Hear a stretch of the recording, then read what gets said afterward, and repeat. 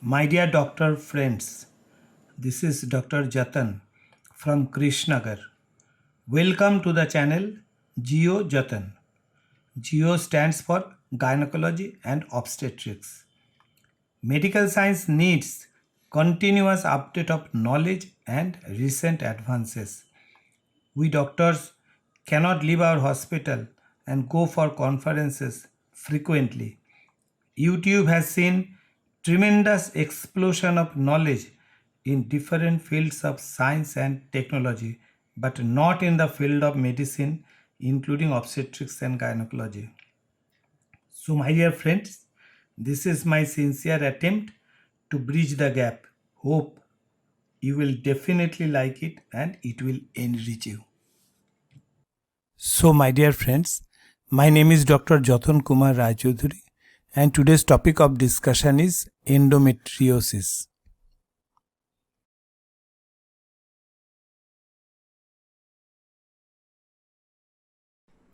I am highly indebted to the textbook of Berek and Novak's Gynecology, Williams Gynecology, Clinical Gynecologic Endocrinology and Infertility, ACOG and RCOG journals.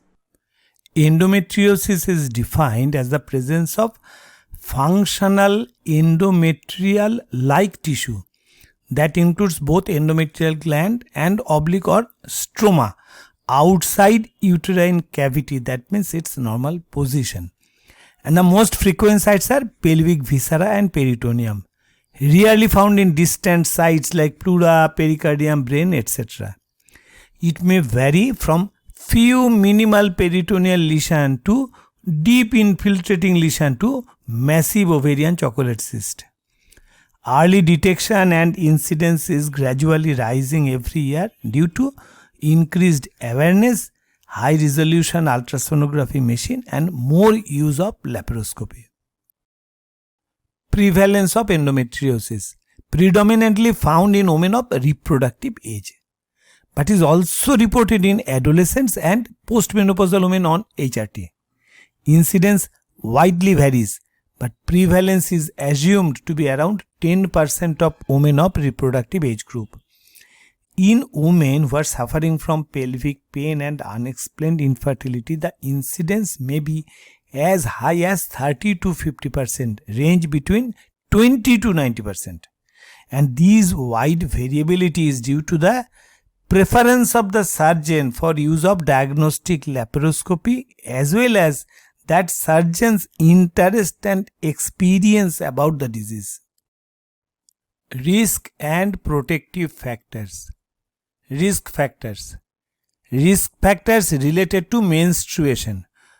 Early age at menarche, short menstrual cycle, heavy periods, Mullerian anomalies with outflow obstruction, pinpoint service. Related to pregnancy, infertility, nulliparity, late first pregnancy and reduced breastfeeding. Constitutional, lean and thin body, tall height and red hair.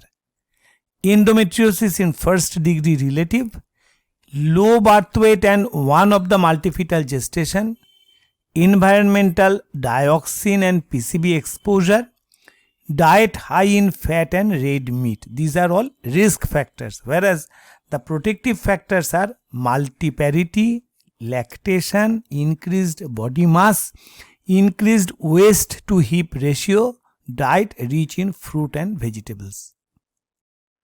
Etiology.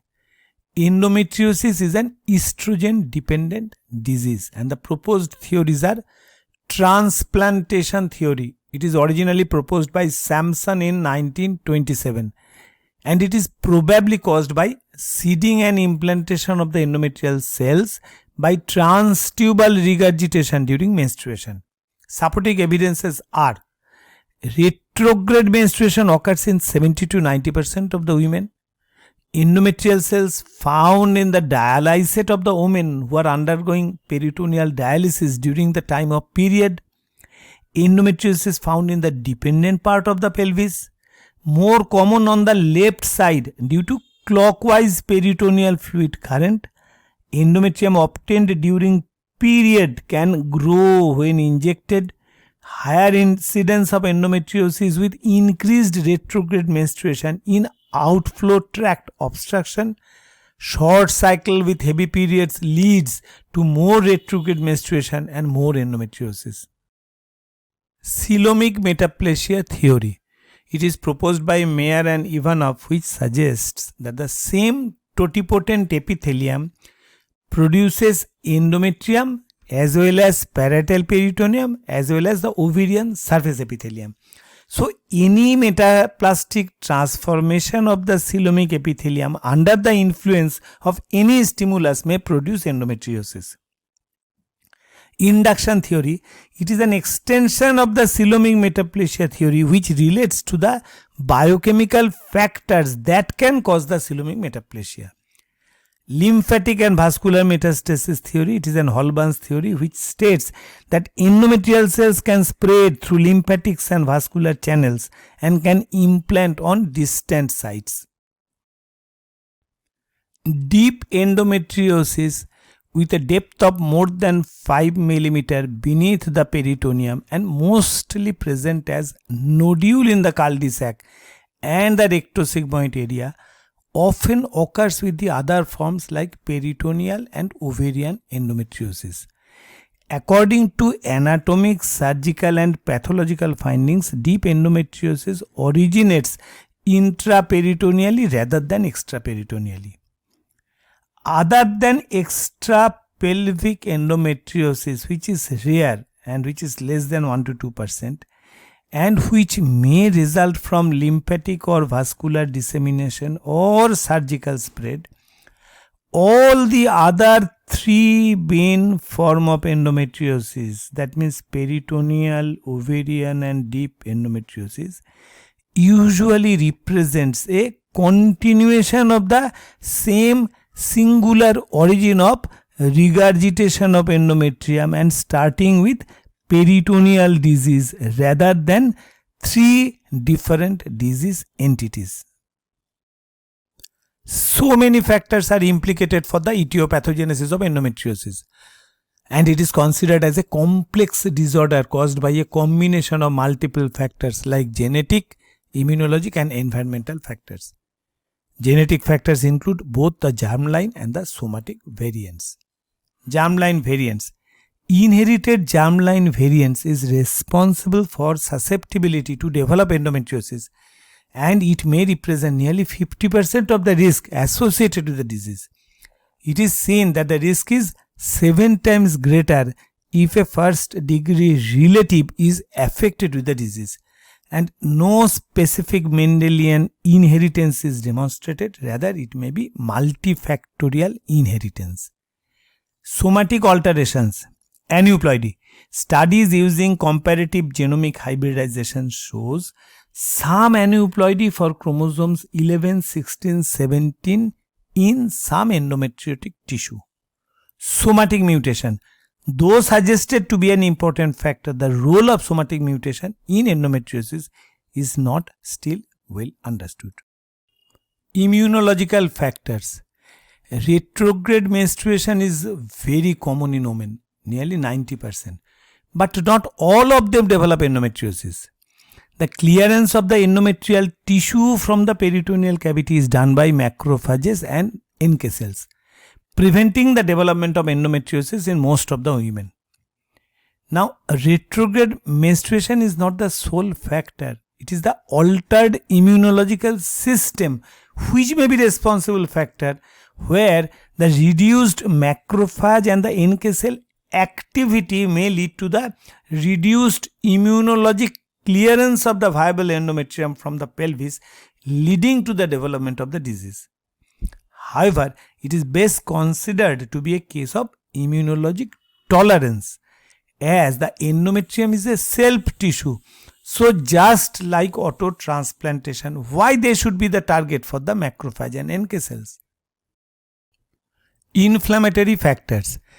Endometriosis is associated with some subclinical peritoneal inflammation marked by increased peritoneal fluid volume in these category of patients with increased peritoneal fluid WBC count, especially the macrophages, with increased activation status, increased inflammatory cytokines, increased growth factors, increased angiogenesis promoting substances, and these subclinical peritoneal inflammation may be initiated by the refluxed endometrium, and the increased activation status of the macrophage may be the responsible factor for release of cytokines like TNF alpha, growth factors and angiogenic factors.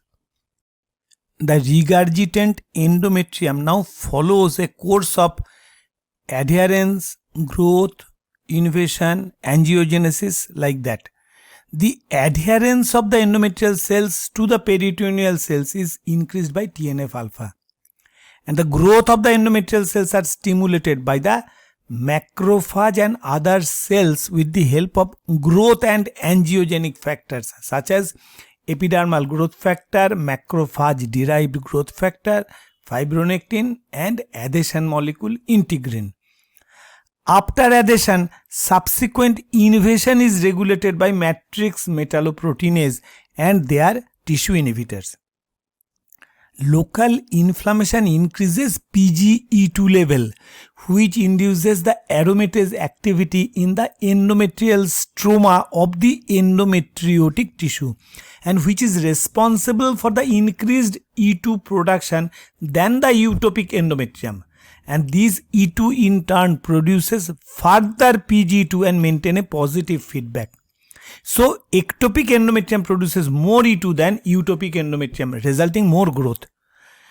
And simultaneously, the E2 produced is less inactivated, because this inactivation of the E2 to an weaker estrogen is impaired in the endometriotic tissue because of the reduced expression of 17 beta hydroxysteroid dehydrogenase type 2 enzyme.